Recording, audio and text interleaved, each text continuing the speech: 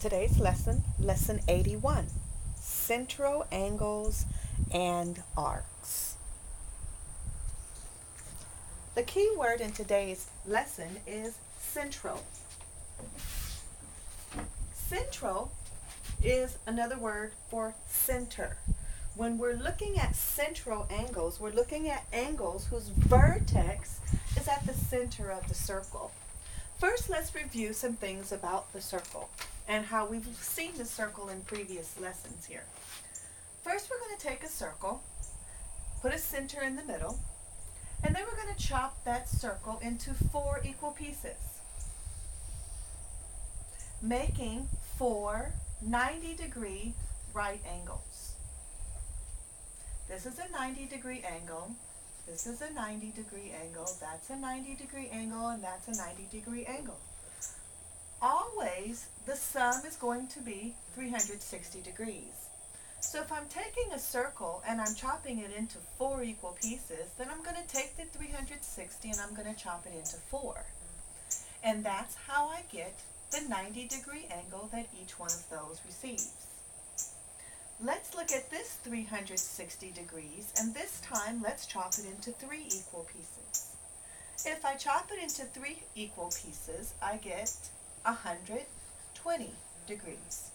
So as I'm looking at this second circle, looking for 3 equal pieces, I could use my protractor if I wanted to do it perfectly to measure out an angle which is 120 degrees. And then the second one would also be 120 degrees. This is just an approximation right now. And the third one is 120 degrees. So I take the 360 degrees, chop it into 3 equal pieces, each piece being 120 degrees. Let's look at 360 and how it's chopped into 6 equal pieces. If I chop 360 into 6 equal pieces, I'll get 60 degrees. So, in order to get 60 degrees, if I'm just freehanding it, I'm going to first chop it in half and then do my best to kind of sketch something that looks like equal pieces. If I wanted to do it perfectly, I could use my protractor to make sure all of these angles were 60 degrees. I hope you get the hang of it.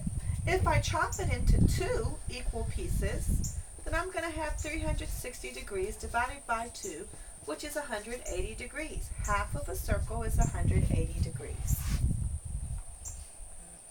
These are central angles. They are central angles because the vertex is at the center of the circle. This is 4 central angles. That's 3, and that's 6, and that's actually 2. Let's look at just one central angle. Sketch another circle, put a center, and then sketch an acute angle inside of that circle so that we can talk about it. Let's say that this angle right here is a 60-degree angle. And we'll put letters out here on the end points where the circle and the angle intersect there. So we'll put an A there and a B there. What we're talking about is the arc as well. The central angle is the angle that is here, which is the 60-degree angle. And then we have a second part, which is called the arc. The arc is the piece of the circle that the angle intersects. This piece right here. We call that arc AB.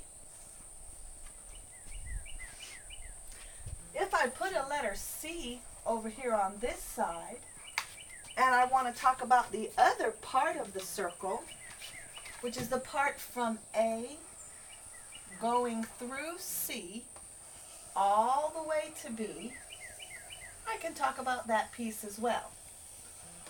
That would be arc A, then to C, then to B.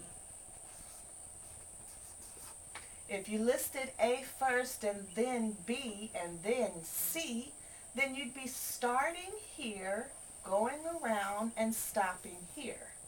So the order of the letters matter when you're talking about the arc of the circle. I could go backwards, however. I could start with B, then go to C, and then go to A, if I'm talking about the big part. Notice I have a small part and a big part. The small part is called a minor arc, and the big part is called a major arc. We compare the minor and the major with what we call the semicircle. When I take a circle that has been chopped in half, this half is called a semicircle, half of a circle.